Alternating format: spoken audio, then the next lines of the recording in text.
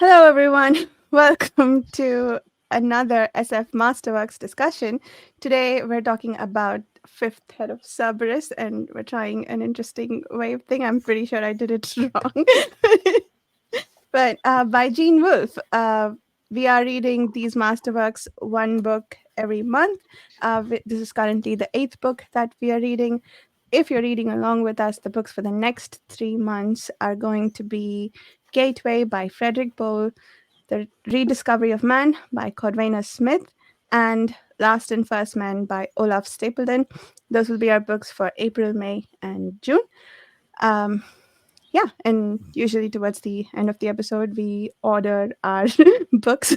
We all spend like 15 minutes doing that just before this. So that'll be interesting to talk about when we finish our discussion today. And I know we have some mixed opinions, so I'm really excited for this discussion. So, who wants to go first?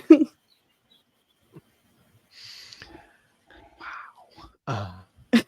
Wow. Okay. Very different wows. Yeah.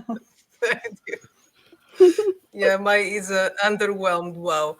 The first story, so the fifth head of Cerberus, it's a combination of three novellas, and it's very clever how they combine. I'll give it that.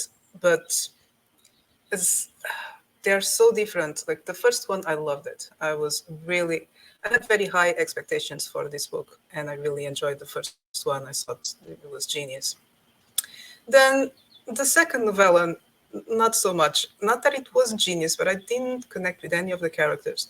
And I have to say, it takes skill to write something from such a dull point of view. That's what I thought most.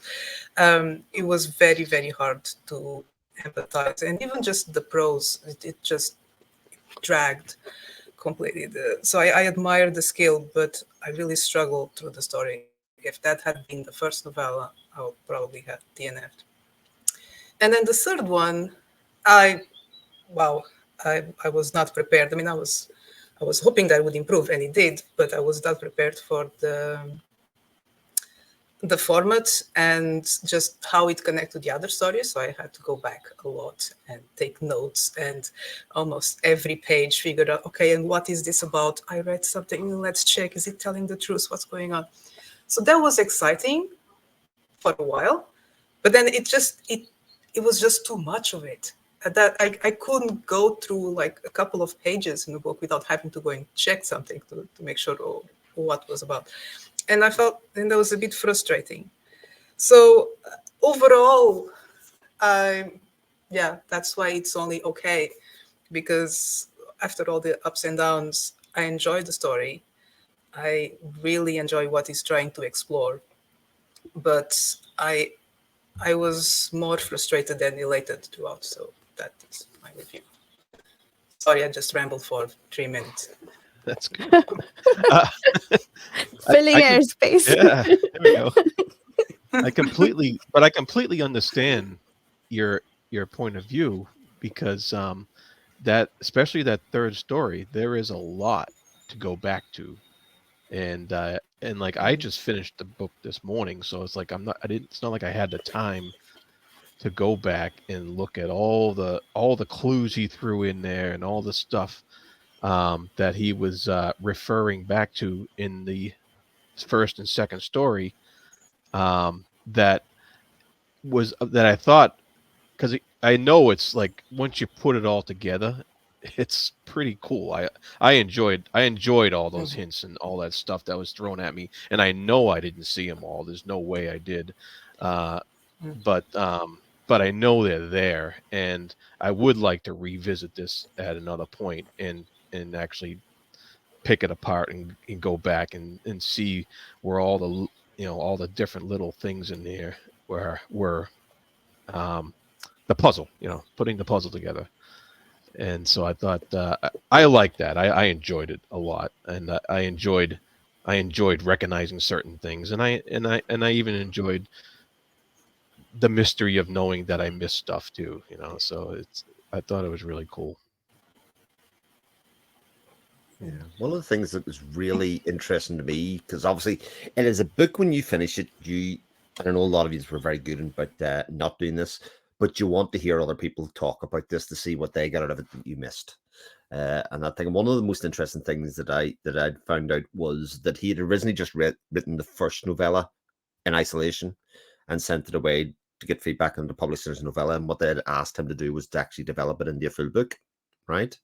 And rather than mess with the structure of the first novella, which I agree, Susanna, I think is absolutely extraordinary in a lot of ways, he decided to make it a full book by doing these other two novellas in this kind of almost obfuscated style of storytelling. And so far as like the second novella starts, you almost think it's a different place, a different world, a totally separate, distinct story, until you get to a certain point of the book, and I kind of went, oh, it's not that I totally understand now, but I actually understand what this is doing now. This is actually linking back in a whole lot of ways, and it just plants that seed of everybody that has a conversation, everything that happens to a character.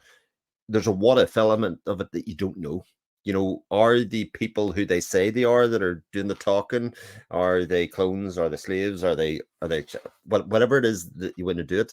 And if you start to think about the possibilities, it actually reframes a lot of the conversations and narratives throughout the entire book and makes your head go a bit in terms of like the levels of storytelling that you could get out of this book, whether you did or you didn't. But I think it's all possible, and that you can have all the opinions in the world of this book, and from this is just trash that doesn't connect together. I didn't get it, or didn't, you know, didn't get enough out of it, that, and want a bit more led by the hand. To I've kind of put this all together in my head in like a totally different way than somebody else. So I think that makes it one of the more fascinating books that we've had in the discussion so far. Yeah, I think that Wolfe was playing quite a bit with not only what the story he was trying to share, but also how the story is written and the involvement that it requires from the reader to actually piece out the story. So you get, from each of the novellas, you get a very in-your-face plot, which is following number 5 or following the two siblings and trying to piece up the records of the anthropologist after. But you also have an overarching idea of what happened to the Anise and where are they and where the myths are. And that last one, which is the one connecting all of them, is the one that the reader has to piece out, right? So it requires an active Sherlock Holming through the story, piecing out the clues through each of them and making the connections. Because, for example, on the last one, there is a very subtle moment in which the character refers to the other planet as sister world, which is something that the Anis were doing in the second one. And if you miss that detail, then you don't realize at the moment they changed, right? So it's very subtle. It's not something that is going to be clear as well. And I think it reflects quite a bit on Wolf's idea of how to make a realistic world, right? Because the first one is the live of someone's lives, right? Actually through the world in a normal day. The second one is the Aboriginals or the Anise. So it's a story before or the same period from a different perspective. And the third one is actually a migration from one world to the second one in some way of putting it up. So he's covering like all aspects of a life within these two planets. I thought it was a very interesting storytelling, and I don't think something like this will be published today. Honestly, it's a masterwork for a reason. Yeah, I think for me, this was my favorite one of all the ones we've read so far. This is exactly the kind of mind-bending, brain-twisting, whatever, tying everything into knots kind of story that I love and I wanted to read the Masterworks for.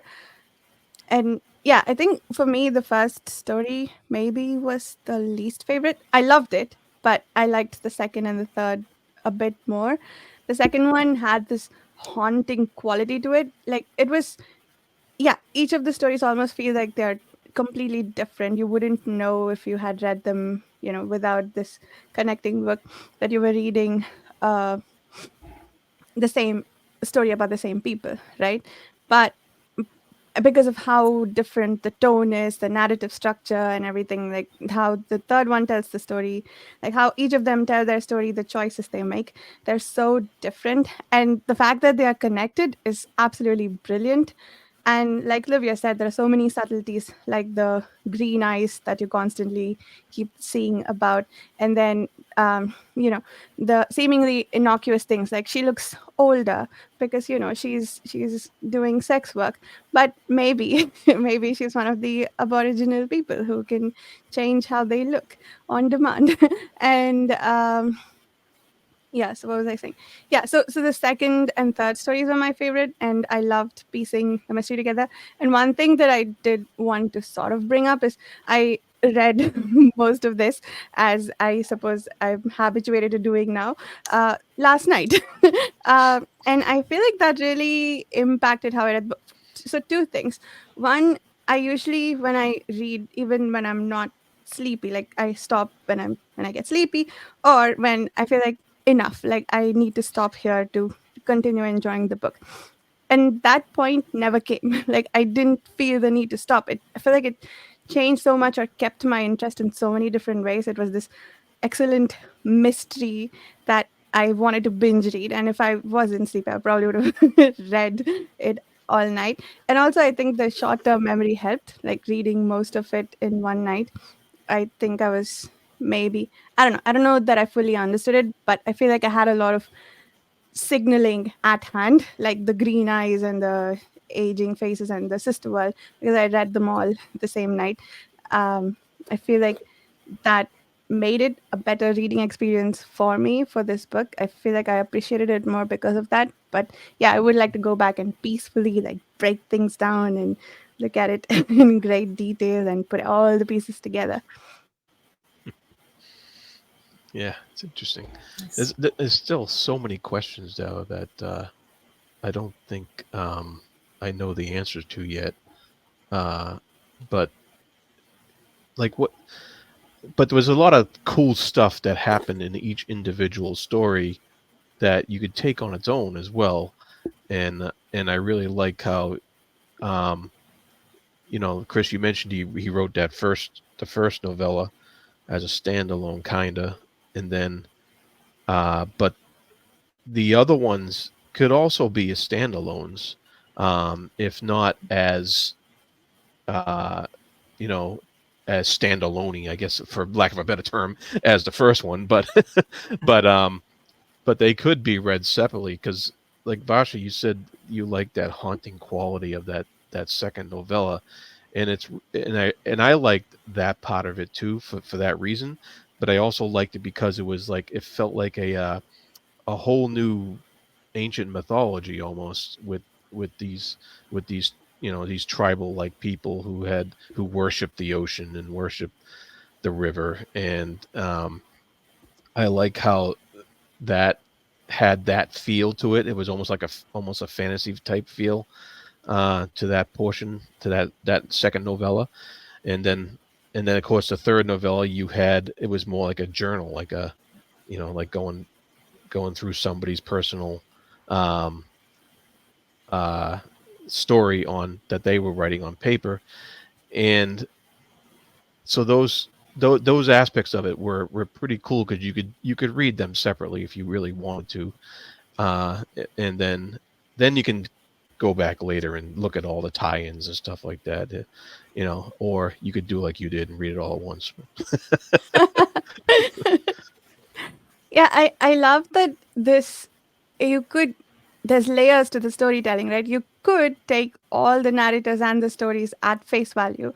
You could say, oh, I don't I mean, I guess the first one doesn't have a whole lot of ambiguity to it. I guess the question of whether or not he's a clone and whether or not that makes him the exact same person as the father, that comes up, but not a whole lot of ambiguity there. And I guess there is the question of what happened to the Aboriginal people. But in the second book, you could well, actually, I think the third book is the one that sort of you could read at face value and figure out how you want to interpret the others.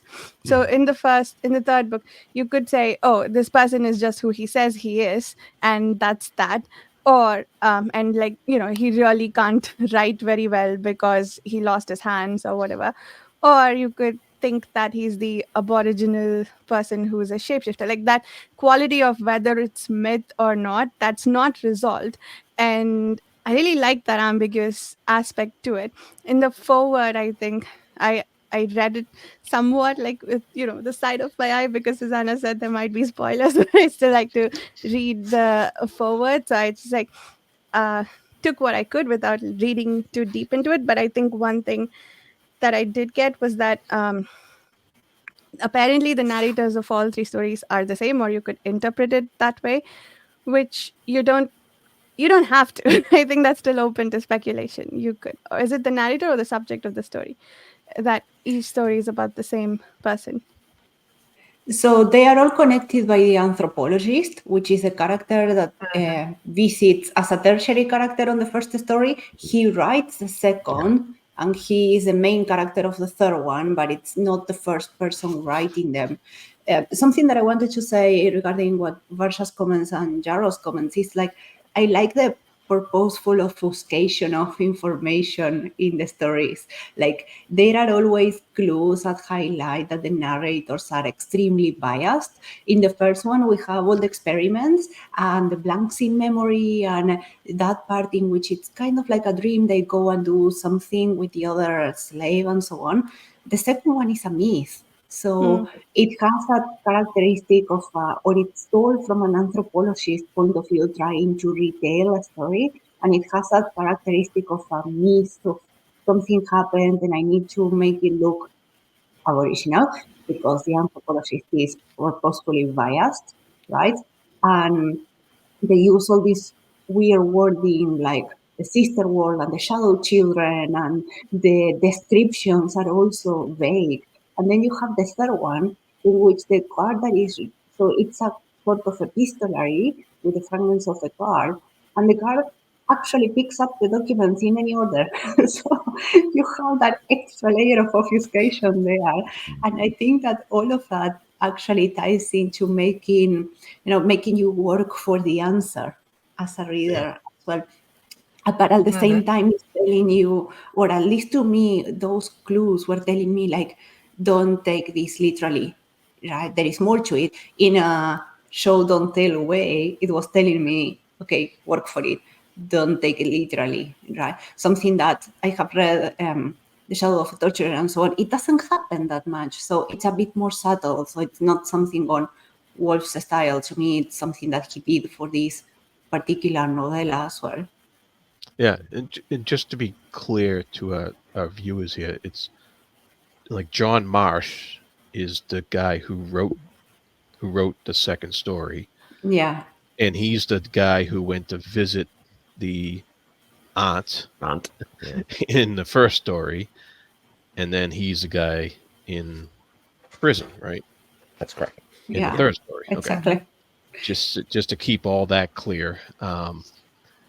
And that's stuff you got to figure out as you go along, and Yeah. it makes it pretty fascinating because, like you said, Livia, he's the guard is reading his stuff, or one of those, the captain of the prison or whoever it is there, the warden, and so you're also getting his little inputs and stuff like that, and you're getting stuff happening around his prison sentence, that you have to try to figure out what's going on there. So it's all really fascinating in that aspect of things. Yeah, and you have also different styles, but they are all somehow epistolary, because the first one is a framed narrative that the main character is writing and recalling from years past. The second one is written in character because, again, it's an epistolary from the anthropologist writing this myth of the unease. And the third one, not only as epistolary, but it mixes formats because you have letters, you have a journal, and there is a transcription of a recording going on, all intermingled with the other. So the different formats and the idea that is always somebody recalling what happened or trying to tell what happened also adds the subjectivity of that character into what is happening. So it's more difficult to actually divide the characters' bias from the actual story, right? What is truth or reality? And I think that's part of the main theme of the story as well. What is truth and what is reality and what is not? Then, along with issues on identity. It focuses a lot on identity. And memory. It's so clever. Memory, yes. No, it's so clever how it did, especially in the third story. I do appreciate. I don't think I would be able to do something like this. It would break my brain, like as I used to say, is proper plotting. It's just I wish I couldn't connect with the characters. I connected with the first character. I couldn't connect with March in any of his iterations. Maybe that was part of the mystery, the fact that he may be a shapeshifter, so he's just imitating human behavior. Because I in both stories I felt this disconnect. And it's funny you were talking about the kind of horror element, and not horror. What was the word you used, Varsha, Chris, about the bros in the second story? I don't want to Haunting. misquote. Haunting. Haunting. Yes. Yeah, that is. I was laughing inside because that was what I guess what I call boring. My husband says that I can't see. So I was like, oh yeah, I couldn't put my finger on it. What was the problem? Because it was well written. I couldn't understand why I was getting so bored and annoyed with it. So that was the quality that escapes me. That's my problem. Sorry. If I have a theory about it, I think that the detachment on the second and the third story is actually intended. Because on the first story, we have number 5, which is a character narrating his own story. So it gets personal, right? You can feel his anger at the experiments that were done onto him and so on. And you can feel like the innocent enthusiasms of doing the theater plays and so on. So it's actually very... Yeah, you are living through this character as he recalls the story. On the second one, we have an anthropologist doing his best to actually tell the story of a culture that is completely different and trying to use the word. So I think it's expected that it will look foreign, right? Because you have the misunderstanding of the anthropologist, Marsh, filtering through his writing to actually make it detached. I don't think, at least for me, I'm not a reader who needs to relate to the characters to actually enjoy a story. But I think that in that particular case of the second story, it was intended, right? That it will be so foreign that you couldn't understand it. And in the third one, the guard literally doesn't give about what's happening. He's reading and he's with a woman and then he's doing stuff and then at the end he just flings a book through the window and that's how the book ends. So it's actually very clear that he didn't care. That's one side, but at the same time you have all the records that are scrambled and it's very difficult to piece out. And as you said, the shapeshifter doesn't really have character, at least that's how it looks. He's just trying to copy Marsh, right? So we get Marsh and mini Marsh happening and blending together until we get something like it. So to me, the unrelatability was actually intended on the second one and the third one, which is something difficult because if Wolfe was going for it, trying actually achieving it, it's very mind-blowing, in my opinion. Yeah. Proper skill. Here's another interesting question. I think what you said that is very interesting, Livia, about, Marsh is the anthropologist who's trying to understand a culture and he's doing the best he can. Or it seems that also the shapeshifters, if they exist, apparently inherit memories in some sense. So, or they know all of their mythology really well. Is it shapeshifted Marsh who wrote that story, or is it Marsh before he was taken over? And if it's the latter, is it again a recounting of the mythology of their people that may or may not be true, or is it based in fact? And yeah, I think, I love that you can ask so many, for every single thing, you can ask all these questions and just speculate on the answers. I don't think it's clear one way or the other. I don't think that the timeline for the second one is written. So on the third one, you can guess when he goes to visit the aunt on the first one. But I particularly didn't find any clear clues as to when he wrote the second one within the third story. So Yeah, it my doesn't guess will be mention. after So my guess will be after or doing the trip, but it's not clear. So that makes your question even better, because does that mean that Ananis wrote the myth of Ananis, or that the anthropologist wrote it, and it makes it even more compelling? Yeah, yeah. And does it have a sympathetic quality to it that, well, I suppose the anthropologist wanted the people to exist and was very interested in their myth.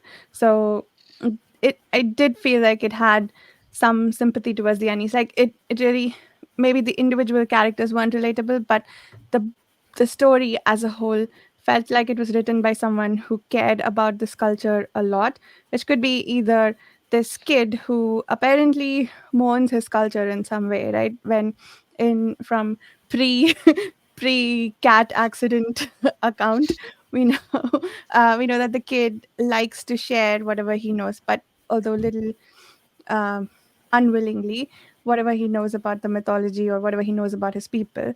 And yeah, so it could be that the kid wrote it, or the the real anthropologist wrote it.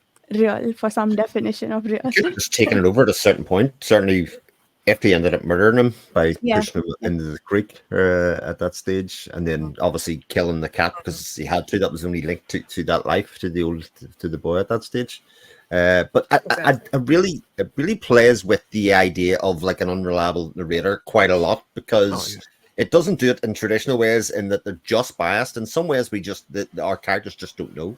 They just don't know a lot of the things that are happening. Like our number 5 just thinks, "Oh, I'm getting sick. I'm just not well." But we know that he's being experimented on as part of this bigger thing. Right. We think that it's only 5 people, but it turns out to be a lot more.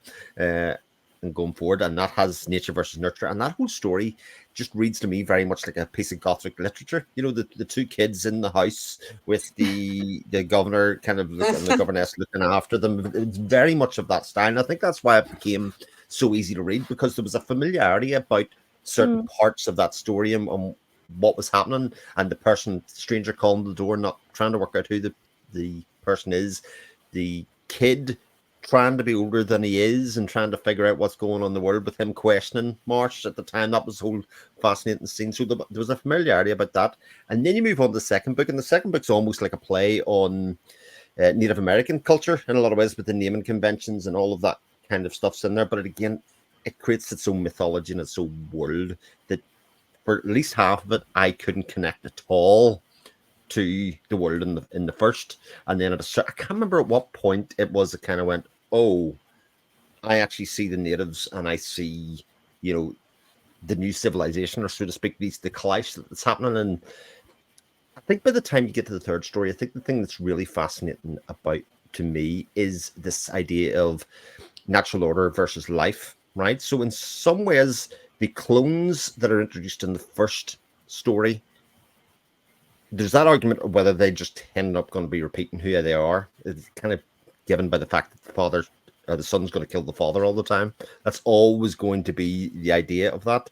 And yet you have the Aborigines who can shift if they exist or otherwise, and they're sort of doing exactly the same thing by just copying the thing that's there. And kind of both cultures are doing exactly the same thing, and yet are trying to survive and coexist in the same way. I just think that as an idea is like fascinating. Like, how does your brain both structure that story and telling it, and how to put it together to a point where you're like, oh, right? Because you kind of, in a lot of these stories, like colonial stories, capitalist stories, all that kind of stuff, you kind of supposed to pick sides, if that makes sense. The native people should be, respected for their culture and all the rest of it, but they're both kind of subverting their own culture in a different way for survival.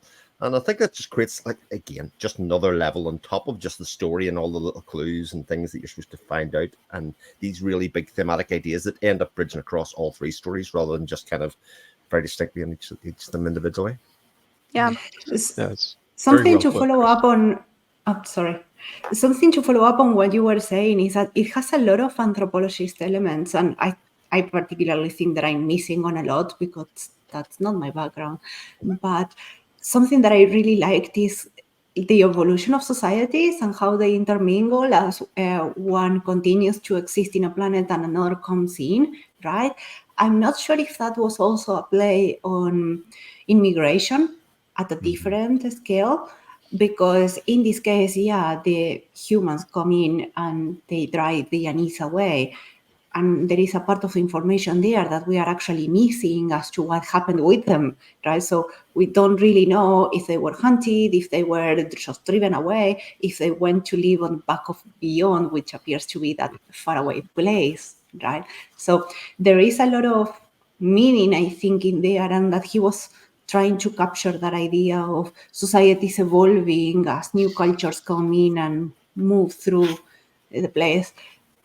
I think it's It, wonderful. it, Yeah. it- yeah, it was kind of fascinating how he chose to do it because he's definitely, he's exploring this idea of colonialism and taking moving into a new place by a conquering culture, but he's also doing it in this Victorian fashion where you know the French are taking over this planet, and he mentioned somewhere else that there was an Asian planet or something like that, and I'm like, okay, so is there a German planet somewhere, and there Italian planets, and I was just wondering if there was, because that's very 19th century and in early 20th century, and so I was wondering how he was trying to um, put that idea of colonialism with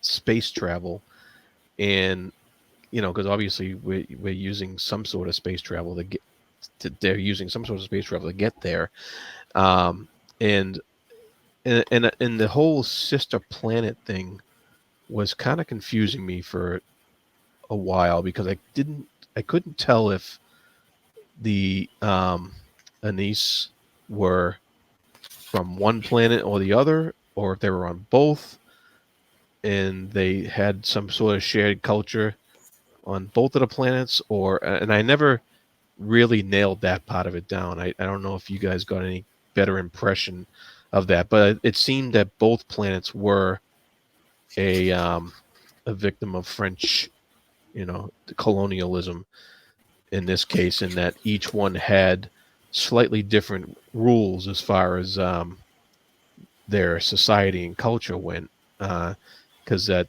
the captain in the third story was explaining to the prisoner that he might be in trouble here because he's used to rules on the other planet or something like that, because they were worried about spying and infiltration between each other. So there was a lot of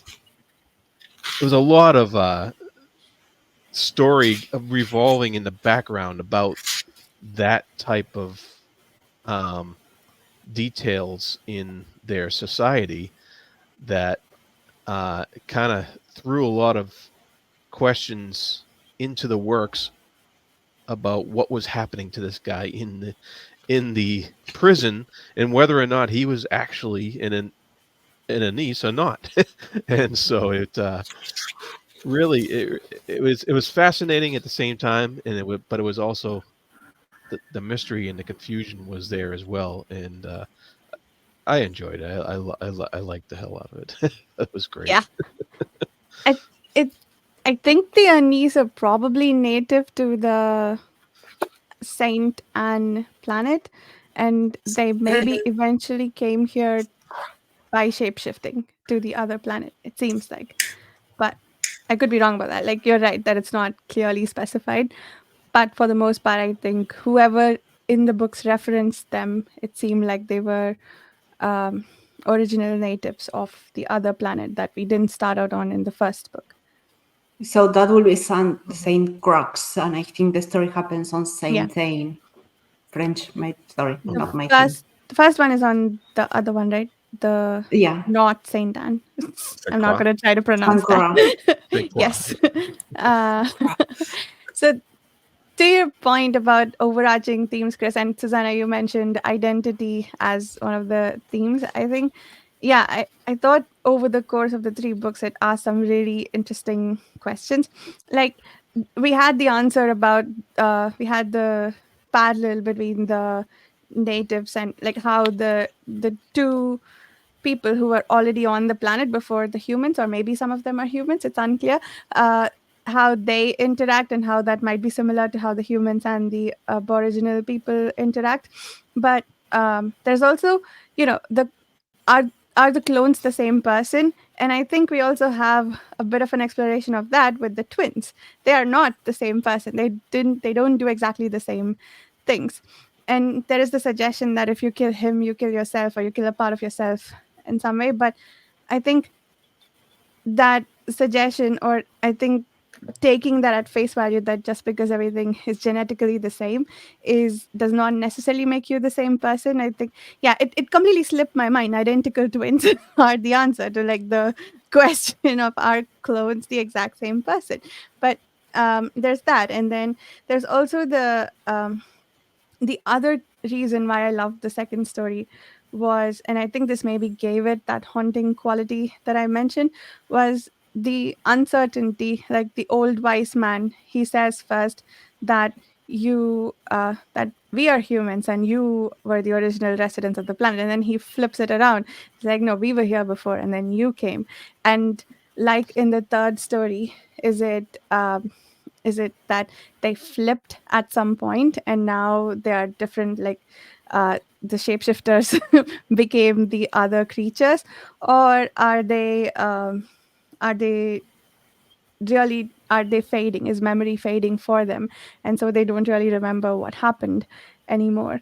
So I love the parallel with the first story and like the second story with the third, in that like what's real and who's flipping and who's real and who's not. That that whole thing was very interesting. And also the space travel, the ways that people can come in, the whole myth of the waterfall, I thought was a literal waterfall, but I guess it was the stars. It's like their name for something like the Milky Way. And or maybe it was a wormhole of sorts, because apparently that's where spaceships come through. And then the old wise man was able to just open holes in space and summon some earthmen too. So like all of that was interesting. And again, the question of how much of that is real and how much is not, is, are they being metaphorical about the fact that the ships came through the waterfall, as in like that's where Saul is, somewhere in that cluster of stars, and that's why they say that's where the people came through? Or is it that that's a wormhole of sorts and they just appeared from there? Well, that was something that took me a while to try to figure it out. I'm not sure if I succeeded, but I got the impression that there were several waves of um, colonization. That there was a very early one, and this is only in the first story, or connecting the third story to the first one, when number 5 is actually saying that they could have come as early as, in Homer times, and that got my attention. But there's a bit when Mr. M, whatever he's called, is questioning them about the sister planet and if if they are humans or not. And he says something, the others are human because they're all dead. Explain. If they were alive, it would be dangerous to let them be human because they'd ask for things. But with them dead, it makes it more interesting if they were, and the settlers killed them all. So based on this comment that I can't find, but it did mention something about Greeks. And in the third story, I think that there was, way back then, first colonizations arrived, they were all taken over by the Aborigines or imitated by the Aborigines, who then became closer to humans. I still don't get anything about the whatever psychic shield was on the planet, but they mentioned at some point that it took them longer to colonize Saint Anne for some reason because they couldn't find it, even though it was right there. So I didn't get to explore that bit because I was getting frustrated. But I got the impression that then when they found the planet again, the French came in and they encountered what they thought was a primitive human species or similar to it, which was exactly the imitation of the previous humans. And they were possibly assimilated as well. And that is marsh stock, so to say. He was already partially human or a good imitation of and then became even more refined Right. when he took over the anthropologist. That was my understanding. But what caused it to be isolated? What happened? I think the answer to that is in the second story, which I did not go back to. So I'm I would need to reread it again, looking for that specifically, and I didn't have the patience. So I might So eventually, but it's there is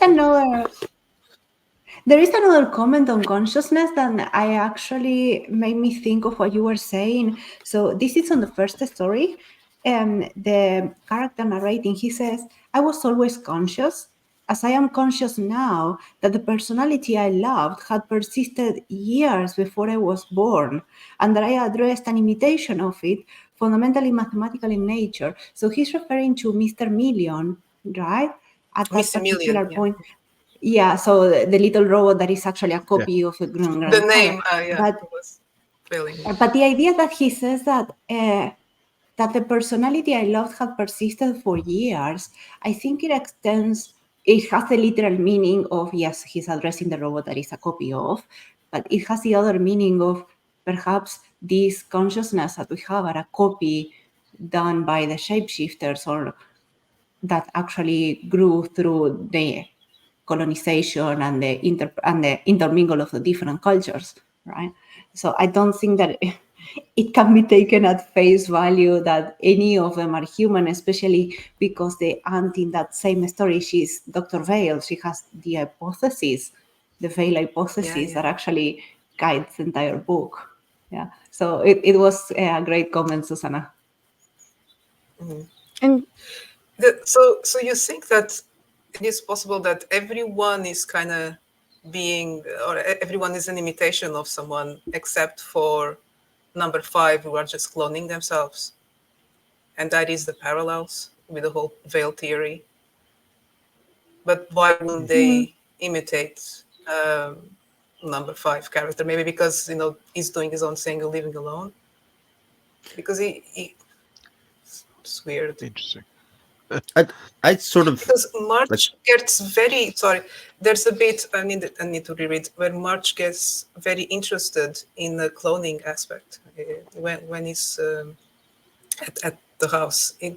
He's more interested in that than in learning things about Saint Anne. He's there to talk to the aunt and who theorized Dr. Vale, yeah. the whole veil thing. Dr. Vale, yes. Yeah. Sorry, the names Mm. today not working, but he's very interested in the cloning aspect. So that's not usually something an anthropologist is interested in. Why if we put it up this way? So tying it up with the question that Varsha asked of when was the second story written. So for the viewers, the Veil hypothesis says that all of the residents have been replaced by the aboriginal shapeshifters, right? So what if the anthropologist that goes to find Veil, the aunt, it's actually already replaced? In that case, it will be a quest for identity, just like number 5's story is, right? So he will be trying to see whether he is a replacement or if he is the original material, right? To say it in some way. yeah, Because there is still some doubt on at which point it happens, right? And that will actually make it make sense, in my opinion, as to why he's so interested on the veil hypothesis and not in the aboriginals or the city or the planet or anything else. there's a question. Like when he's initially arrested, it's almost like he's arrested by an authoritarian state that is sort of at war. Is what I think. They're trying to get answers from him and arresting him and questioning him because of that. So at that stage, somebody is threatened. Either the two sides are basically saying the clones versus the abos, if you want to say, or it could be that the abos have already taken over at that stage and they want to root out and make sure that there's nobody else left. And by the end of the book, it's been resolved. They don't care. The one thing that they can't let happen at that stage is let Marsh go, regardless of whether he's an abo or he's otherwise. So whatever the conflict is when he is arrested is now resolved, and they're just going to leave him there in some way, shape, or form. So either one side is, and it sort of feels like the Aboriginals have taken back over the planet at that stage. That seems the most likely outcome at that stage. And whether he's an Aboriginal or not is kind of irrelevant, because at least he's been in jail throughout this whole thing. He's the only person that can tell the true story in some ways. So they have to keep him inside. It's not good for public harmony to have him going and spreading his word, go out, have a shave, looking better, eating a bit of food, just leave him there. Just feed him a bit better, he'll be happy enough. Yeah, good point. And give him lots of paper. Yeah, give him lots of paper to write. Yeah, And it raises this question about whether at what point do the colonizers become the colonized, and vice versa. And there's not a clear answer here. It is not a there might not be a good answer at all either. and that's the beauty of the ambiguity of what's going on with identity with all these characters in this book. You know, like number 5, what kind of name is that for a kid to grow up with? And you know, knowing that your the robot that's been taking care of you is also kind of a clone of the person you're a clone of. That's really got to mess with you. And then with the doctor and his whole history, first relating this myth that has its own identity crisis with the characters in the myth about, you know, these shadow children, these, you know, these cultures that eat these shadow children, and like how much of that is involved in you know, taking on persona in that mythological type setting, and then also in the last story relating all the little hints that relate to that mythology and to the first story about whether these people are actually original residents of this place and part of that mythology, or colonizers of this place and tamping down that mythology. You just don't know. It's so ambiguous, and it's so identity crisis mode, I guess. Which It, also, sorry, go ahead. it's just because it touches 2 points. So up until the conversation, I didn't quite realize the parallels of the imitation versus cloning. And then I've been thinking from an anthropological point of view. It's an amazing way to approach what usually happens when, you know, we have two conflicting cultures. We were talking earlier, you know, where are they? Did they all that, or did they went away? All those things happen.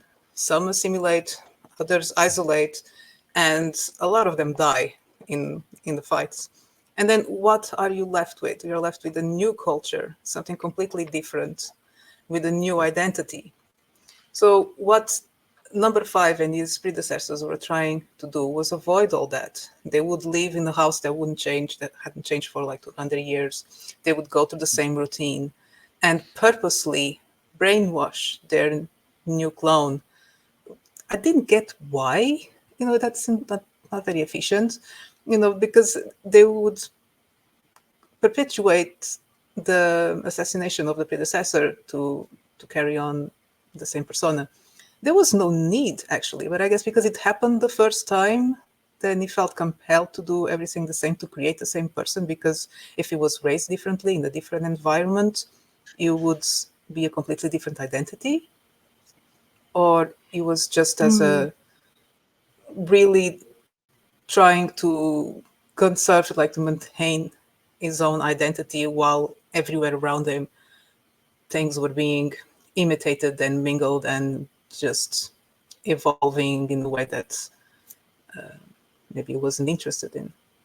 He was trying to just preserve his own personality, his own identity. Yeah, again.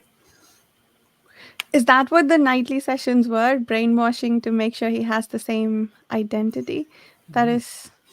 I think so. That's Yeah. interesting. Yeah, because okay, yeah, I thought it was just the fact that he's a clone is what is perpetuating the personality. But yeah, I think you're right that it's the nightly sessions is what's doing Yeah. that.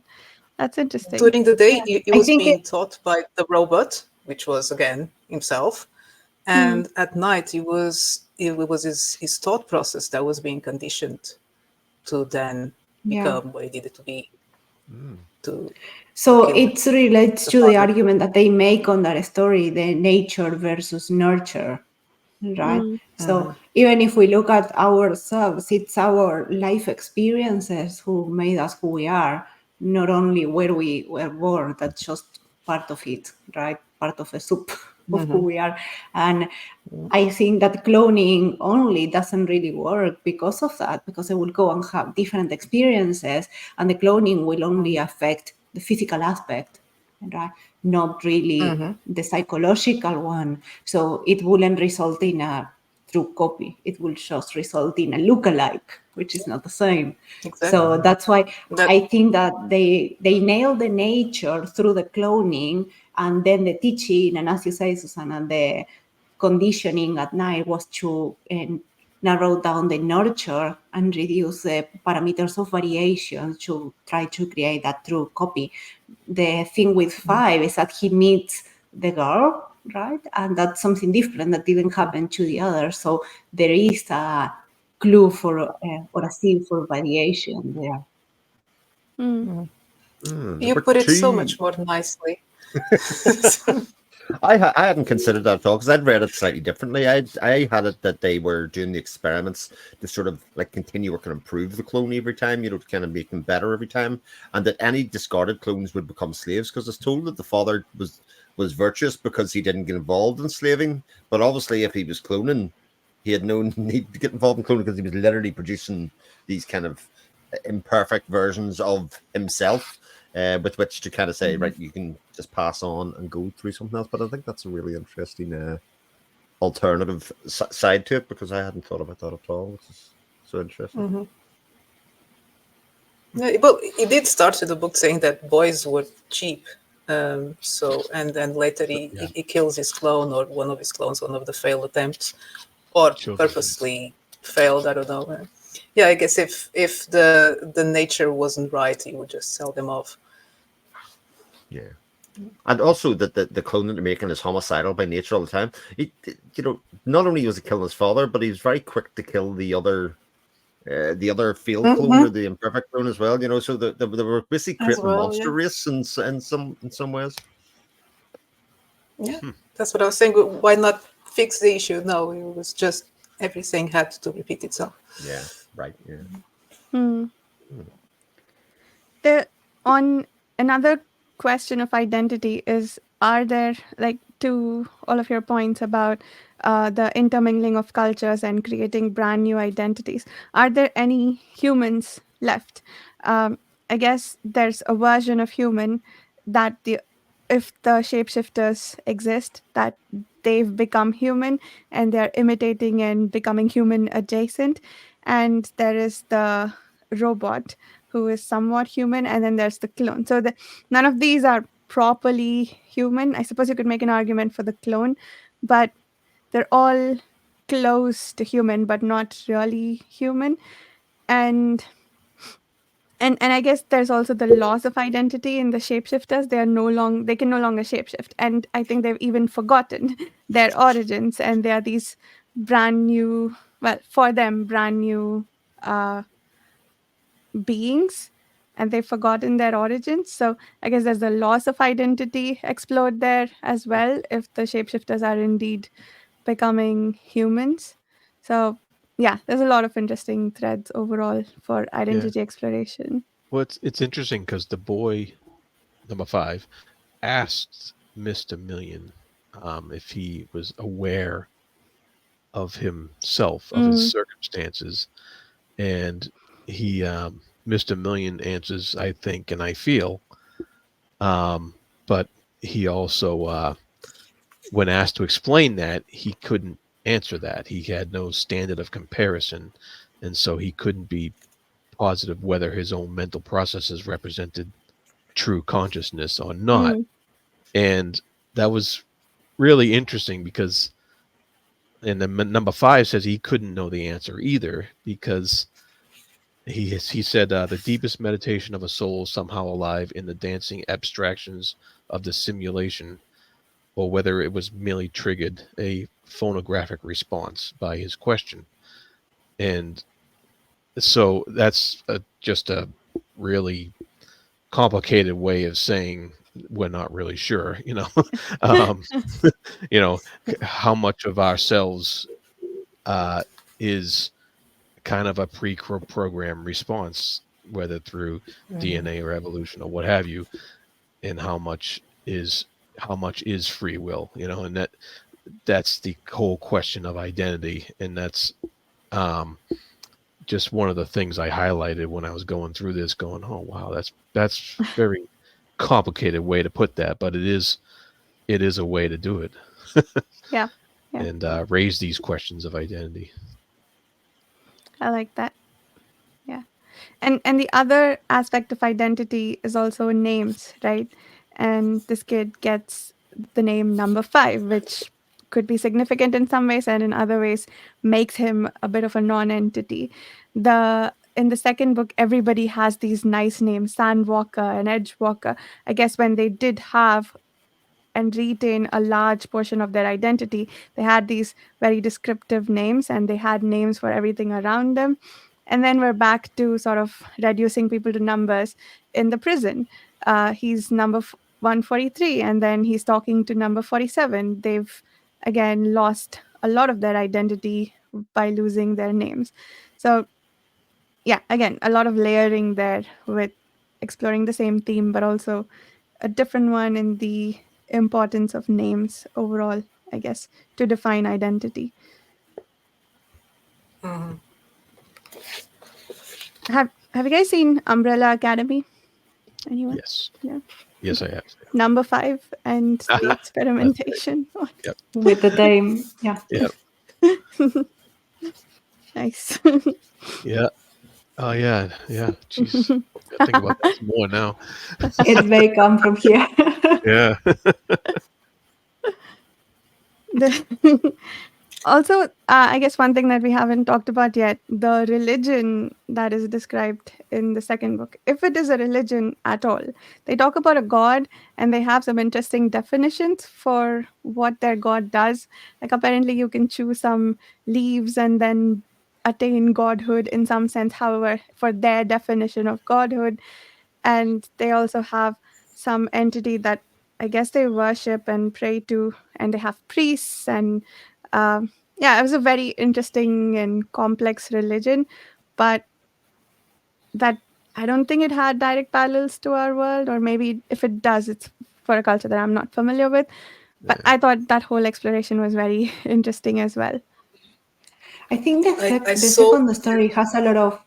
Sorry, go ahead. So I was like that. I so wanted to enjoy the second story because I was fascinated by the whole tree aspect of it, the way they worship trees. Were they like part trees? There was a time I was wondering, there was like, oh, these are the coolest dryads.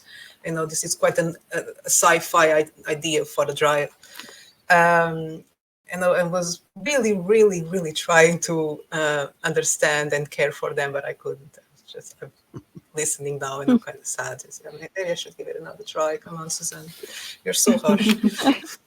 So I was going to actually say something on that. On the second story, there is this whole idea that if you can sleep under a tree, but you can sleep on one night because the tree will attack you. All right. So, and at some point, I started thinking that they are tree shapeshifters as well, because if you sleep in there, they will learn what you do and then become a person and then attack you. Right. So they will shapeshift and live through them. So there are so many clues in there, and even the nature of the anise is not clear, not even in that story, because these two siblings that we are following, right? I think it was Sandwalker and Eastwind.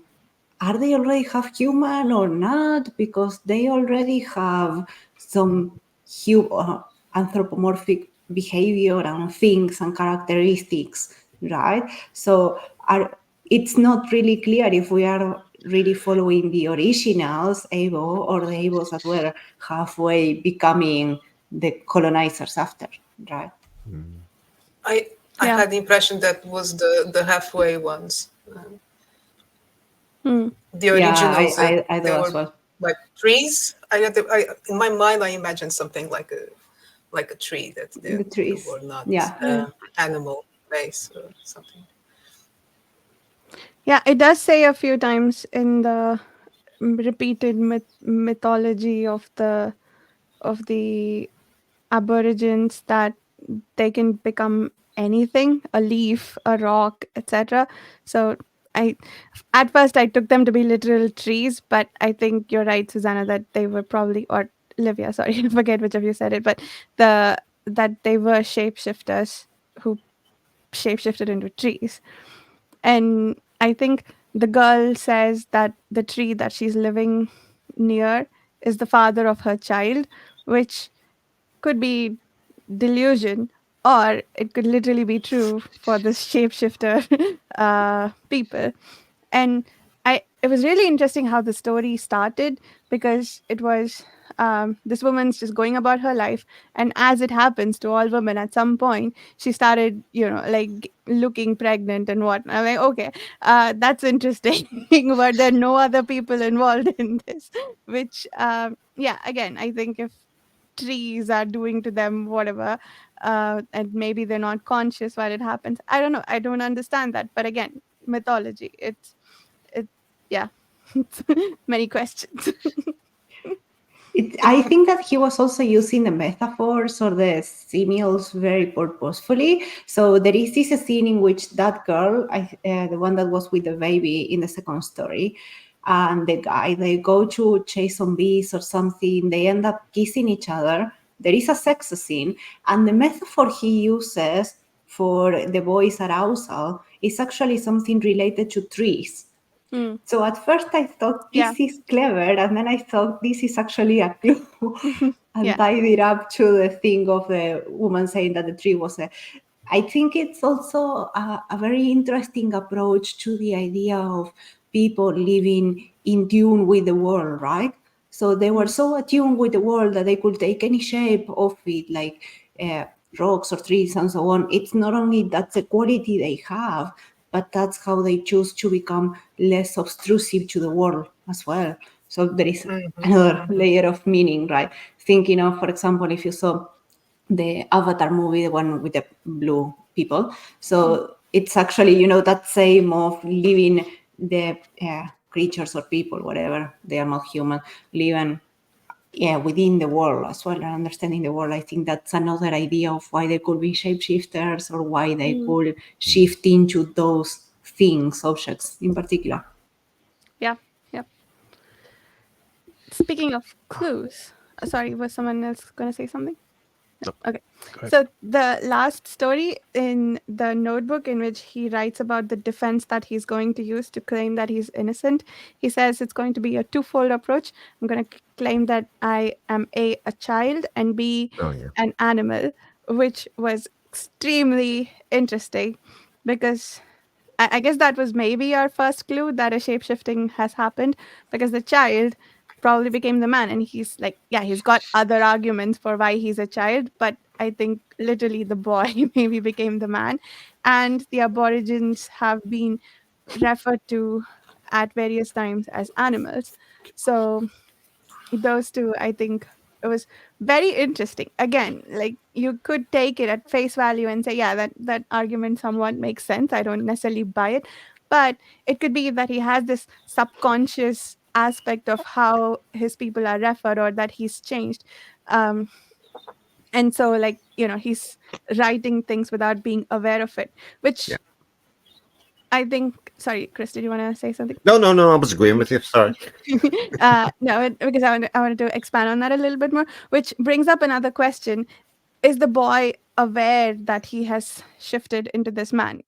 And if he, like, is he deliberately obfuscating by making up these excuses for child, animal, etc., and all the other parts of the story that he's telling, like about how he wrote about how his handwriting sucks now, and uh, or sorry, yeah, is he obfuscating or is he not even aware? Which again brings back to that like loss of memory, maybe leading to loss of identity and so on. Yeah. Yeah. Is he taking on the knowledge of the anthropology? So he's had his own existence and his own life and his own knowledge, obviously, of Viennese. But once he takes on the form of John Marsh, he also has this anthropological knowledge as well. And like this argument, but am I a child or an animal, is kind of a process of that. If you know what I mean, he's now formulating different arguments because of Mm, his assimilated knowledge rather than yeah. just kind of using his old stuff. He's kind of combining the two, which is in some ways is where some of the hope of the novel comes from, because I think there is a question that they have just created a stagnant society. You know, if Mm, they're just copying and going into each other and there's no real life happening here, no real growth happening in any kind of way, like what happens? But the assimilation of the knowledge with pre-existing culture and all the rest of it does give hope that new ideas can happen and flourish within that environment. yeah. And they do have incoming, right? Like the anthropologist from Earth coming and maybe reigniting interest in a culture that either people are deliberately burying the memory of or have just forgotten. In either case, the memory needs to be revived. It makes sense that their memory would be served with the revival. So remind everyone of who they are. Yeah. Uh, yeah. So was Just had a the sorry. doctor when Go on, he go on.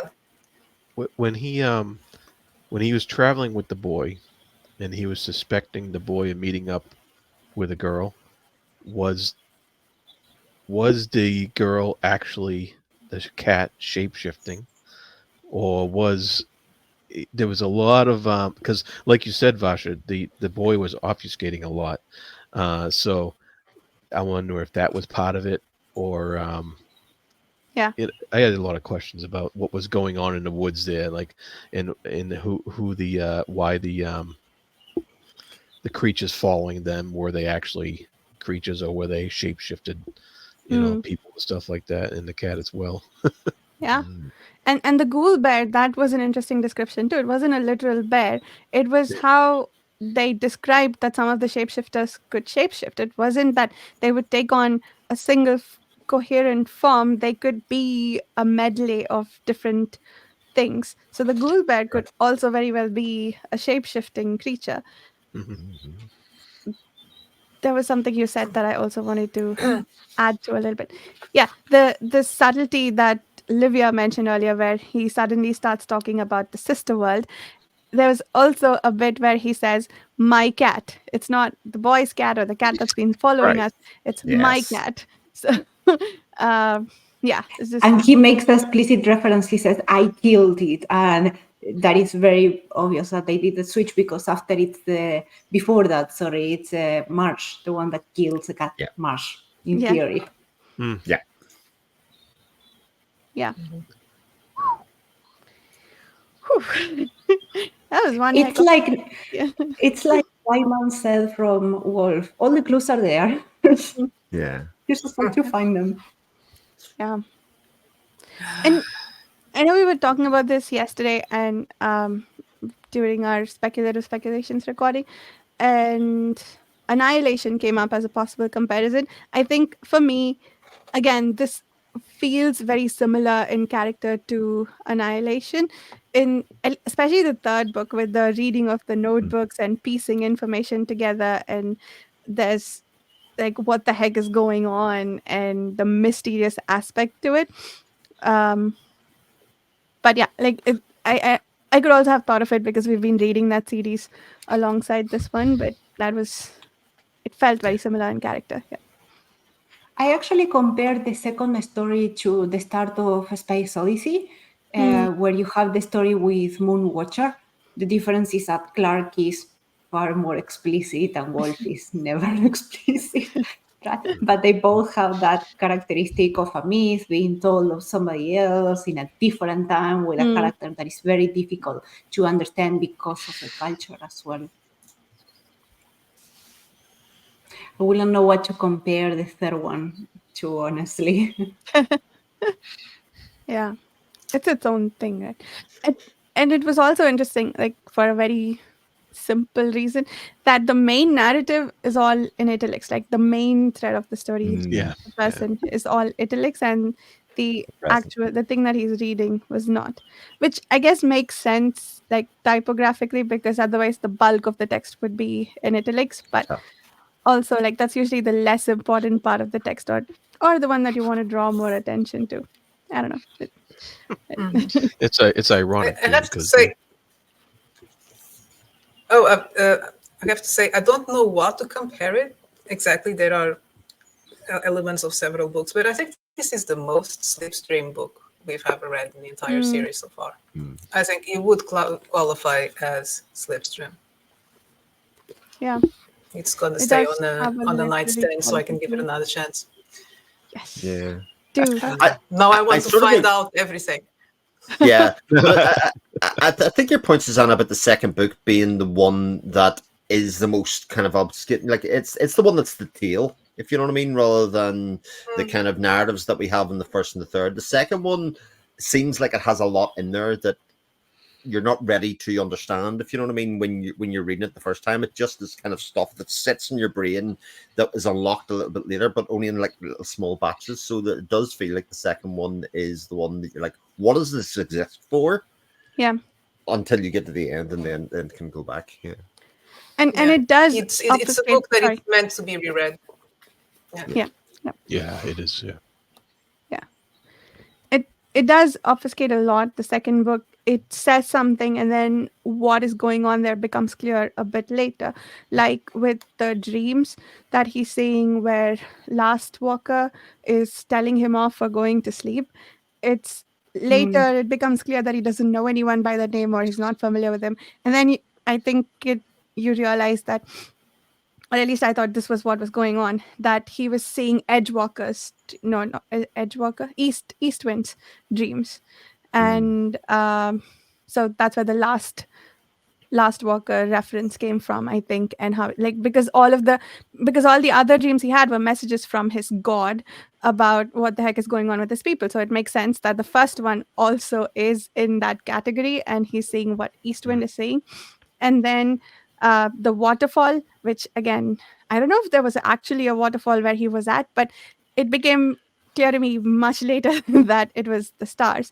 And then the names of the constellations, which were so similar to the names of the people. It's just, I think you read it and then you understand it later. It was just one of those stories. And yeah, it takes a while to get used to, but once you do, I think it starts to, like, all the light bulbs that go off really do. Yeah.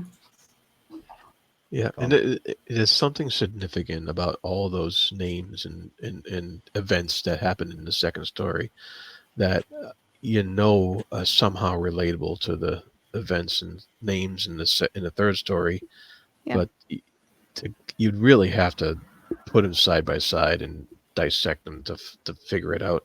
Like the fact that Eastwind and Sandwalker are brothers. Yeah. Um, and how does that relate to what goes on in the third story or the first one, Hmm. where number 5 has a brother, David, who's not Yeah. actually a clone. Hmm. So how are they related in a brotherly manner to Sandwalker and Yeah. Eastwind, who are also not, exact brothers. They're brothers in some manner, same mother, I think, if I remember correctly. But They're twins, identical twins, I are they think. twins? Yeah. I don't Because remember. But there's because when something funny yeah. about their relationship because they were Yeah. split up right away. Yeah. And so this relation's going on there, and it's over my head right now. But going back and look at it, you'd have to examine it all and try to figure it out. I would need to reread it, but I think Yeah. there's a character in the third book that is hinted at is the other brother in some way. Because he's ginger hair and stuff, isn't that right? He ginger hair and something else. And I may have just picked that up completely wrong, but I was like, oh, that a bit like you were saying about the green eyes and all of that kind of stuff as being a character that went through. It was something about that character that I think was the brother in the start, so looked like nearly like another clone line or something was done of that. So Yeah. possibly, I could be wrong about that though. Can But it that be was that. so cheeky? Because I was like, the brother just drop off the page, and don't know anything about the brother. So if it would be very interesting if he's hidden in the third story now. I really need to find Right. out. Yeah. That's Yeah. the sort of thing that gets me going. And the other aspect that Good. is somewhat unclear too is about the story.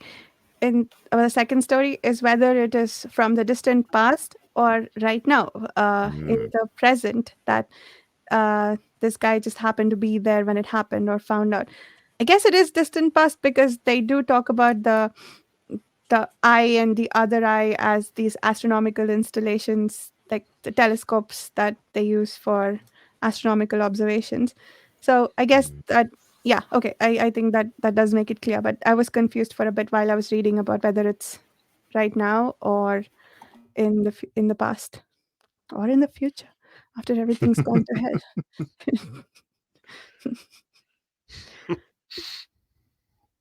So, Chris, are you ready to rate it yet? Still need time to think. I think I was ready to read it the first time, but I just wanted to, I thought because I certainly didn't. A lot of the points that were made here, I hadn't even considered, and I thought like the read it before I'd had that sort of influx of new information like we've had for all of the other books. I think it's kind of Yeah, not makes doing sense. it justice. So I'm gonna sleep in it for a few days, but it's almost certainly a masterwork. I thought it was probably a masterwork before we started, but Yeah. that's not right. I feel like the first half of we're on the 8th book, right? It sort of declined for me a little bit. The Forever War was excellent. I Am Legend was nice, but not quite as good. With the book that shall not be named, and then and then I feel like it went down, but now this year it's been up, up, up, which is fantastic. I hope the next book continues the trend. If not up, I'll settle for similar to, let's see, what was my least of these three? Babel 17. I'll settle for Babel 17 level. Doesn't have to be fifth head of Cerberus for me. So I will challenge you on that because I loved Bible 17. Yeah. oh, I loved it. I loved it. It's just of the three that I loved this year, the ordering is Babel 17, Lord of Light, and Fifth Head of Cerberus. Though by like arguably very short margins. So I am asking for a lot. All phenomenally different. I mean, this is the thing. I thought we would get more consensus about style of storytelling and all of that kind of stuff, even across the books. But we have been all over the place in terms of style and content and way narratives are told and all of that kind of stuff. Like that's what really surprised me. Yeah. I think that the only commonality is the uniqueness of each story, because they were all trying to do something wildly different to the status quo of that time. I wonder if we'd see more themes if we read them in publication order as opposed to like masterwork publication order, if we'd see more similarities as we make our way through. I suspect like when we read 50 books, only 4 years down, we might see more like common themes and so on. But yeah, I think for the moment, I agree, Olivia, that they're just all very, very different, probably intentionally. It's a cool series. Very cool. It is, yeah. So I realized that I forgot to do intros. That's why the discussion started so quickly. So we'll remedy that by doing proper outros. So unless anyone has more to add. We put all the time and effort into doing the field flyby of the books. Oh yeah. That's right. Yes. Yeah. And I'm pretty sure I did it the wrong direction. Yeah. Yeah, like I forgot something and I couldn't remember until about halfway through. And I'm like, damn it. But we all have our names written here. We have the same. Oh no, Chris has a different cover. Yeah. Oh no, sorry. No, he has the next one. Yeah. Oh, it's a different. Oh, right. Yeah. Nice. Yeah. So we are. I'm holding up the next book, For what? which is I think I like the Thor. I Essentials ordered one them more. already. I'm very organized. Nice. I had to order my own book, so I just got the next three as well, the same shipping. Get the excuse. uh, Reason to buy okay. more books. Yeah. Buy more books. Mhm. So, outros, I guess. Susanna, would you start us off? Thank you so much for another discussion. It was a lot of fun. Once again, I'm humbled by your opinions, and I think this is gonna live on my extra shelf on the nightstand. I have a special one for the books that I've read and I want to read again, next to Lord of Light, because now this is going to drive me mad. So I will need to find out a few more answers. So I'll need to give it another chance. You can find me at the Den of the Weird, my YouTube channel. For some reason, it's not appearing there. And I'm still around on X as Chronodendron. And you can find my books pretty much everywhere. Timelessness, first book is Weird Gods. Check it out and enjoy it. It's much simpler than this one, I'll tell you. Fuck. Okay, so thank you so much, Varsha, for inviting me to another discussion. I honestly have loved all of the sci-fi masterworks I have been in so far. They are all very unique and challenging to read and just my jam. So you can find me on Twitter, Thread, Instagram, almost anywhere as Livia J. Elliott. And I'm also on the page 2 in forums. You can, if you like discussions like this, I also have my podcast Books and None, which I do deep dives and spotlights and other stuff. And I write the stories so a bit weird, not this level of weird, and not this level of masterwork as well. And they are interactive, and you can read it through the app called Unearthed Stories. So thank you for having me. And I'm Jared. You can find me at the Fantasy Thinker YouTube channel. You can find me on page chewing forums, and I actually am on Instagram at the Fantasy Thinker. So if Wow, that's your thing, really? Gotta follow um, you. I totally forget about that one sometimes, but yeah, thank you very much, all. That was fun. I say this every time, but this is like reader's gold, isn't it? Like reading your own version of the story, then coming together with other people, and then just kind of going, "Oh, this is like a celebration of these great stories, whether you like, love, hate, whatever is going to happen." But my name's Chris Mullen. I found on the Chronicle of Chris YouTube channel, even though I haven't really posted any new content on there yet, just transferring over. Also on the Speculative Speculations podcast with some of the lovely people here, and also on the Patreon forums where we organize a lot of our reads. Thank you, everyone. I was trying to mute. Just anyway. You can find me on my YouTube channel, Reading by the Rainy Mountain, and on the podcast Speculative Speculations. If you like discussions of sci-fi stories, we do a lot of that there as well. Yeah, and if you'd like to join us for these read-alongs, either just on the forum discussion threads or on these actual conversations, consider checking out the Page Chewing forum. Once again, the book for next month is going to be Gateway by Frederick Wolfe. Thank you so much for listening. We'll see you in a month. Bye.